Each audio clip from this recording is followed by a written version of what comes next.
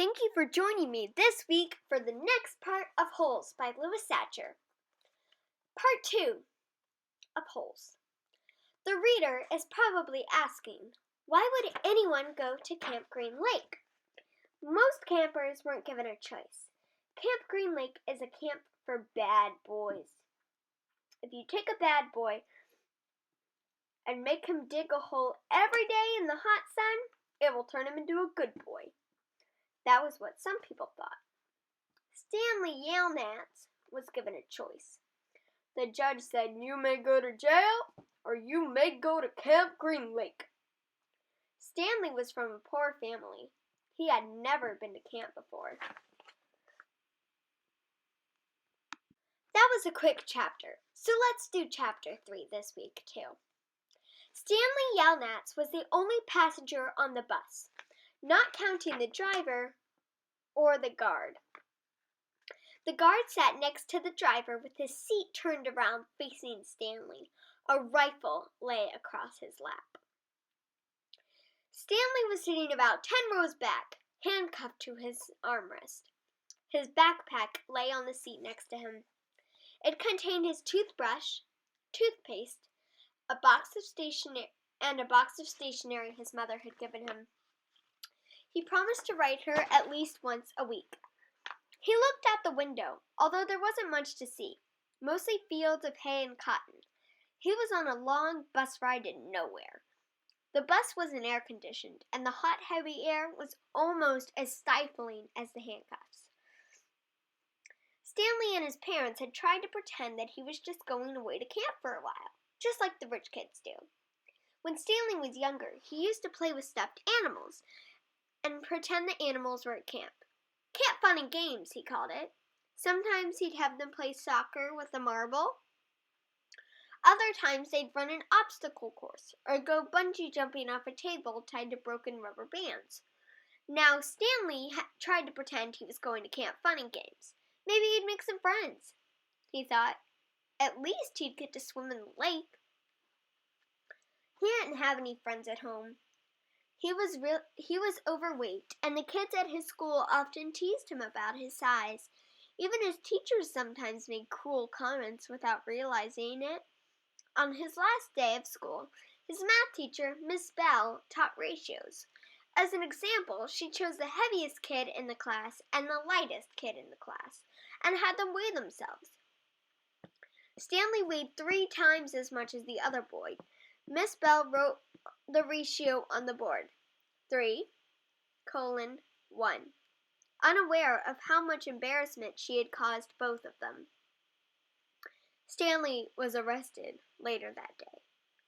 He looked at the guard, who slumped in his seat, and wondered if he had fallen asleep. The guard was wearing sunglasses, so Stanley could not see his eyes. Stanley was not a bad kid. He was innocent of the crime for which he was convicted. He had just been in the wrong place at the wrong time. It was all because of his no-good, dirty, rotten, pig-stealing great-great-grandfather. He smiled. It was a family joke. Whenever anything went wrong, they always blamed Stanley's no-good, dirty, rotten, pig-stealing great-great-grandfather.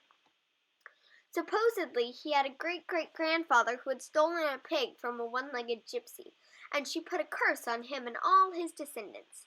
Stanley and his parents didn't believe in curses, of course, but whenever something went wrong, it felt good to be able to blame someone. Things went wrong a lot. They always seemed to be in the wrong place at the wrong time. He looked out the window at the vast emptiness. He watched the rise and fall of a telephone wire. In his mind, he could hear his father's gruff voice singing softly to him. If only the woodpecker sighs, the bark on the tree was a little bit softer. While the wolf waits below, hungry and lonely, he cries to the moon, if only, if only. It was a song his father used to sing to them. The melody was sweet and sad, but Stanley's favorite part was when his father would howl the word, moon. The bus hit a small bump, and the guard sat up, instantly alert. Stanley's father was an inventor. To be a successful inventor, you need 3 things: intelligence, perseverance, and just a little bit of luck. Stanley's father was smart, and he had a lot of perseverance. But once he started a project, he would work on it for days, often going days without sleep. He just never had any luck. Every time an experiment failed, Stanley could hear him cursing his dirty, rotten, pig-stealing great-grandfather. Stanley's father's name was also Stanley Yelnats. Stanley's full name was Stanley Yelnats the Fourth. Everyone in his family had always liked the fact that Stanley Yelnats was spelled the same way frontward and backwards, so they kept naming their son Stanley. Stanley was an only child, as was every other Stanley Yelnats before him. All of them had something else in common. Despite their awful luck, they always remained hopeful. As Stanley's father liked to say, "I learned from failure." But perhaps that was part of the curse as well. If Stanley and his father weren't always so hopeful, then it wouldn't hurt so much every time their hopes were crushed. "Not every Stanley Yelnats has been a failure," Stanley's mother often pointed out whenever Stanley or his father became so discouraged that they actually started to believe in the curse. The first Stanley Yelnats, Stanley's great-great-grandfather, had made a fortune in the stock market. He couldn't have been too unlucky. At such times, she neglected to mention that the bad luck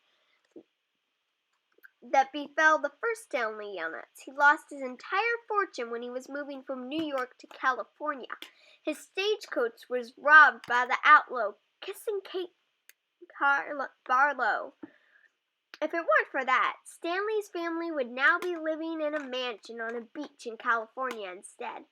They were cramped in a tiny apartment that smelled of burning rubber and foot odor. If only. The apartment smelled the way it did because Stanley's father was trying to invent a way to recycle old sneakers. "The first person who finds a use for old sneakers," he said, "will be a very rich man." It was this latest project that led to Stanley's arrest. The bus ride became increasingly bumpy because the road was no longer paved. Actually, Stanley had been impressed when he found out his grandfather was robbed by Kissing Kate Barlow. True, he would have preferred living on the beach in California, but it was still cool to have someone in your family robbed by a famous outlaw. Kate Barlow didn't actually kiss Stanley's great-grandfather. That would have been really cool, but she only kissed the men she killed. Instead, she robbed him and left him stranded in the middle of the desert.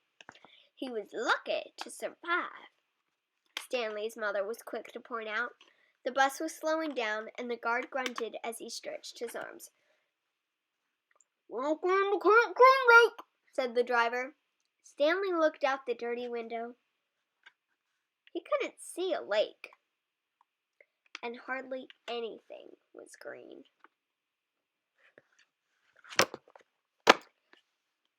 Well, that's 2 chapters for this week.